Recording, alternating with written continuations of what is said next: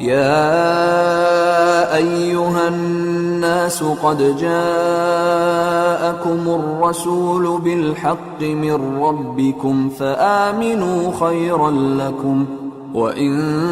تكفروا فإن لله ما في السماوات والأرض وكان الله عليما حكيما۔ یا ایھا الناس، اے لوگو، یا ایھا الناس، اے لوگو، قد جاءکم، یقیناً جاء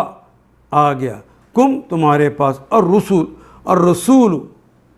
رسول علیہ السلام تمہارے پاس تشریف لے آئے ہیں، بالحق کی، حق کے ساتھ، بے کے ساتھ، الحق اصل حق کے ساتھ، من ربکم تمہارے رب کی طرف سے آئے ہیں اصل حق لے کر، فآمنوا پس آمن ایمان لا امر ہے،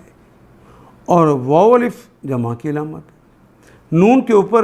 جزم آنی چاہیے تھی آمن، لیکن واو کی وجہ سے جزم کو پیش میں بدل دیا گیا، آمنو ایمان لے آؤ، خیرا لکم خیرن بہتر ہے، لکم تمہارے لیے یہ بہتر ہے کہ تم ان پر ایمان لے آؤ، وَإِن تَكْفُرُوا واو اور ان اگر تکفروا اگر تم کفر کرتے ہو، اگر تم ان کا انکار کرتے ہو، واو جمع کی علامت ہے، پس اِنَّا لِلَّهِ لام کے لیے، اللہ کے لیے ہے، ما جو، تو تمہارے نہ ماننے سے اس کی بادشاہت میں کوئی فرق نہیں پڑنا،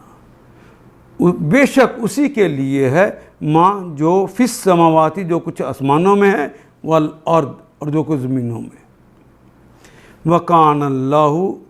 وہ اور کانا اور ہیں اللہ علیمن، ان کی حالت یہ ہے کہ وہ ازل سے ابد کے جاننے والے ہیں، حکیمن ازل سے ابد تک کی دانائیوں والے ہیں، اور یہ صفتیں بھی دونوں ان کی ذاتی ہیں، اور عموماً علیم کے ساتھ حکیم کا کلمہ آتا ہے۔ ان آیات کو ایک دفعہ پھر تلاوت خود کیجیے، عربی و مبین پڑھتے ہوئے دیکھیے، کیا بات پوری اندر اتر رہی ہے؟ کیا یہ اردو کے سانچے میں ڈھلتی گئی ہیں عبارتیں؟